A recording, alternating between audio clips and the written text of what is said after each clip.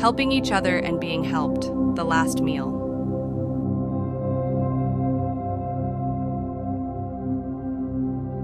Once upon a time, in an ancient era when the teachings of the Buddha flourished, there was a country far to the east where people lived with those teachings engraved in their hearts. Here in their daily lives, overcoming worldly desires and cultivating a heart of compassion were valued above all else. This story explores the profound wisdom and power of compassion in Buddhism through several lives born in such a land. The stories of those who suffer from greed and are saved by compassion embody the spirit of karmic retribution, impermanence, and loving kindness towards all living beings. By listening to this story, we too may find the path to peace of mind and enlightenment. Now, let us open the door to this story where the teachings of Buddhism come alive and begin a journey of the heart. Once upon a time, in the city of Shravasti, there lived a very wealthy man. His name was Mahanama, and his wealth was rumored to be greater than that of the king. He lived in a magnificent mansion built on a vast plot of land. However, this man was an unparalleled miser and a greedy person. No matter how much the poor people came to his gate and begged, he would not even share a single piece of clothing or a single bowl of rice. Moreover, when he went out on errands, he would wear a patched-up kimono, ride in a rickety carriage, and cover his head with a grass-woven sunshade. He always ate simple meals and never had any feasts. Furthermore, he would even close the gate of his house during meals so that no one would come. However, one time Mahanama fell ill due to a sudden disease and died just like that. It happened in an instant. Mahanama had no children, and because it was so sudden, he had not left any will to his wife, so all his wealth was confiscated by the king. What a miserable thing to happen. But it serves him right for being so stingy and greedy. It can't be helped. The townspeople gossiped like this, and not a single person sympathized with him. King Prasenajit, who ruled Shravasti, heard the story from his minister and was thoroughly depressed, realizing the impermanence of the world. The king, who decided to listen to the teachings of the Buddha to calm his mind, decided to visit the Buddha, who was staying at Jetavana Monastery. The king immediately went to Jetavana Monastery, prostrated at the feet of the Buddha, and respectfully asked, "There was a very wealthy man named Mahanama." "Ah, the man who passed away just the other day," the Buddha replied, and the king continued, "That man was an unparalleled miser and a greedy person, but where has he been reborn now?" "That man The Buddha's face clouded over. has fallen into one of the 8 hot hells, a place called the Screaming Hell. There he will suffer the torment of incessant flames and scorching heat for millions of years. The flames will never go out and will continue to burn his body constantly. The pain is endless, and his screams will only echo in vain.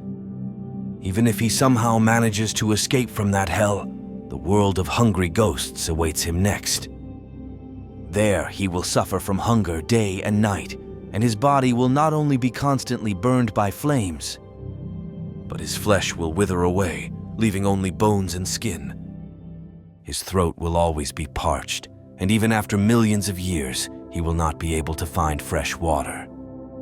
In that world, even though water is within reach, when he tries to drink it, it turns into stone or flame. Eternal thirst and hunger will continue to torment him. And the only salvation to escape from there is through true repentance and a deep compassion for others. He said, When King Prasenajit heard the Buddha's explanation, he shuddered and asked himself, "Does Mahanama have to suffer that much? What will happen to me? I don't think my actions so far have been much better than that man's." The Buddha gazed steadily at the king with clear eyes, and the king felt as if everything was being seen through, and finally, unable to contain himself, he cried out, "Ah, how frightening! Oh, Blessed One, what should I do?" As if to calm the king's feelings, the Buddha spoke quietly. The wise ones, first and foremost, abandon the heart of greed. And when they see people struggling in their daily lives, they willingly give alms. And in this world, they lead a life of fulfillment. And in the next world, they can be reborn in the presence of the Buddha. Even after hearing those words, the anxiety of possibly falling into hell did not disappear, and the king continued to retch. The Buddha turned his eyes to the distant sky, then looked back at the king and began the following story. Long ago, there was a very compassionate king who ruled a certain country. The country was a large one, with 84,000 small countries under its rule, 10,000 ministers, 20,000 ladies in waiting, 10,000 consorts, and was very prosperous. One time, Mars shone unusually red in the night sky. The surprised astrologer investigated this and immediately reported to the king. It is a sign of a great change occurring on Earth. For the next 12 years, there will be a drought, and not a single drop of rain will fall. If that happens, not a single grain of rice or wheat will be harvested, and people will suffer from hunger. And our country will fall into great chaos. What should we do? The king pondered for a while, then eventually told the ministers waiting beside him, "Please convey what I am about to say to the 84,000 countries immediately. Each country should immediately investigate and report the current population and the amount of grain they have stored. As for the population, include everyone from the elderly to infants, rich and poor alike, without discrimination, and make sure to report without any omissions."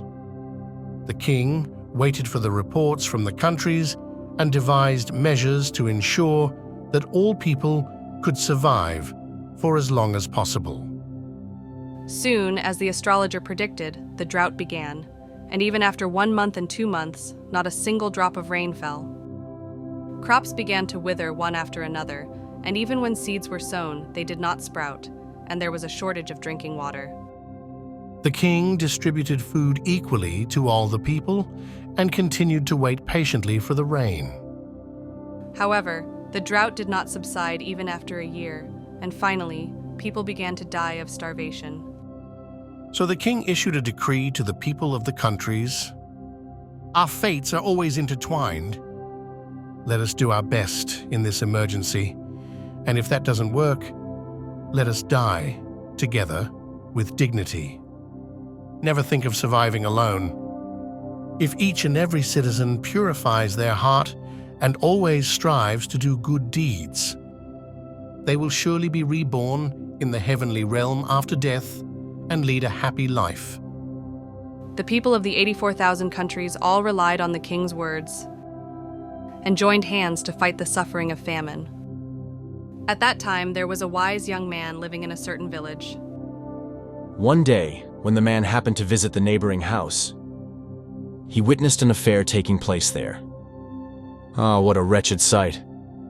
Those men and women, despite being human, have the same sense of chastity as beasts. Is lust such a terrible thing? This is all because of this mortal body.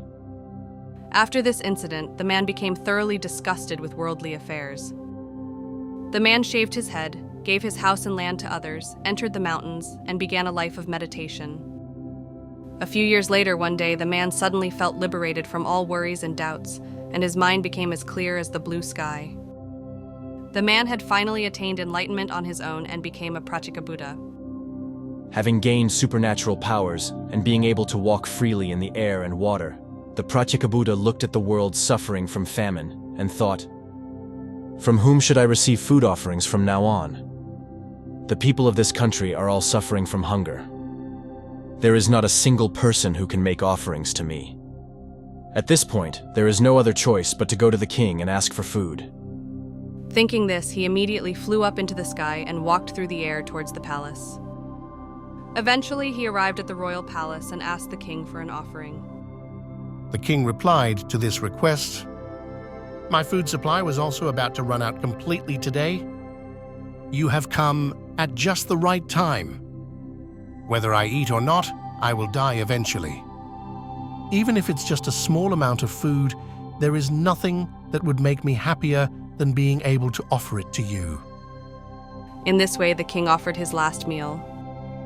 After finishing this meal, the Pratyeka Buddha said to the king, "O king, this deed of yours is not something that just anyone can do. To offer one's last food to another in this way is truly a testimony of extraordinary compassion and courage. You chose to save others without regard for your own life. Such selfless actions are rare in this world, and that noble spirit is praiseworthy. Therefore, let me at least give you a pleasant time for your sake, to make the light of courage and hope a little brighter for you to overcome this difficult time. I will use my power to provide you with a special experience. Let me demonstrate my supernatural powers to bring even a little peace and joy to your heart." With these words, the Pratyeka Buddha flew up into the sky and began to dance in an amusing way. He would disappear in the west and appear in the east, disappear in the south and appear in the north. And he would spout water from his body one moment and breathe out flames the next, transforming his single body into hundreds and thousands to entertain the king.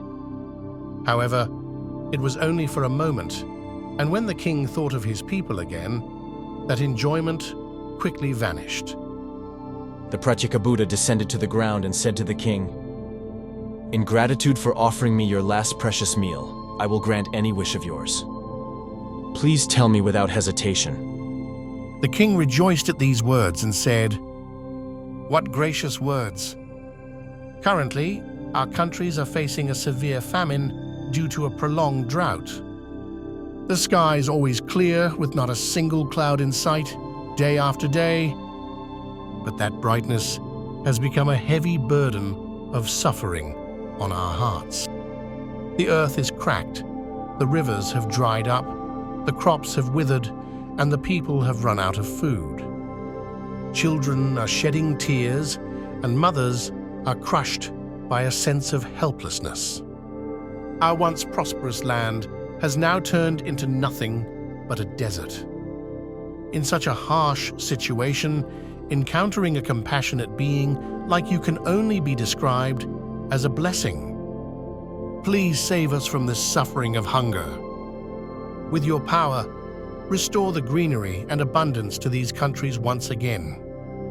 And I sincerely hope that you can revive the smiles of the people."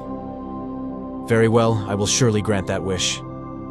The Pratyeka Buddha said, flew up into the sky, put his hands together, and chanted something. Then clouds quickly rose from all directions, and the wind began to blow.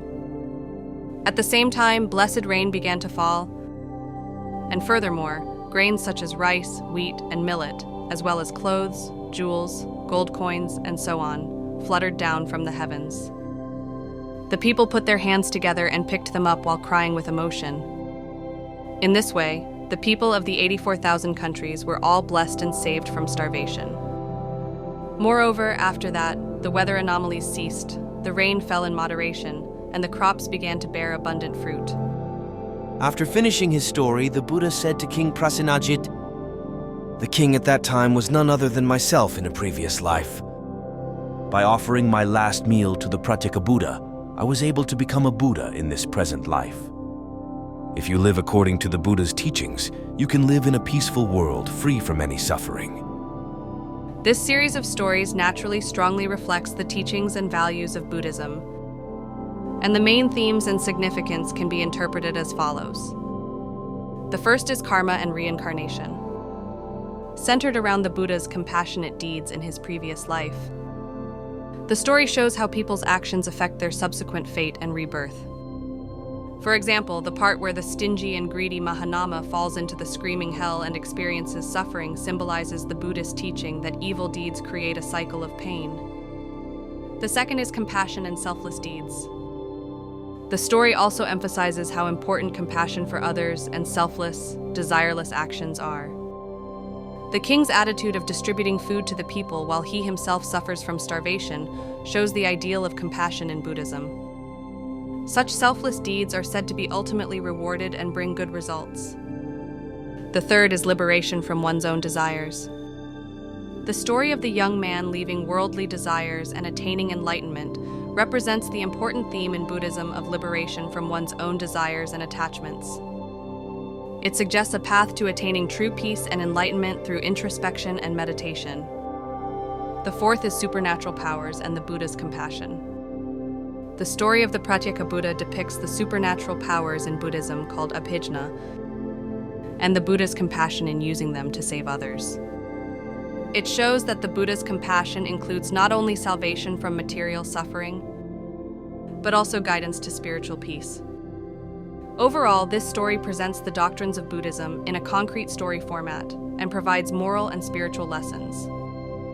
It is significant in suggesting to the reader an understanding of karma, a compassionate heart, selfless and desireless actions, and ultimately guidance to the path of enlightenment.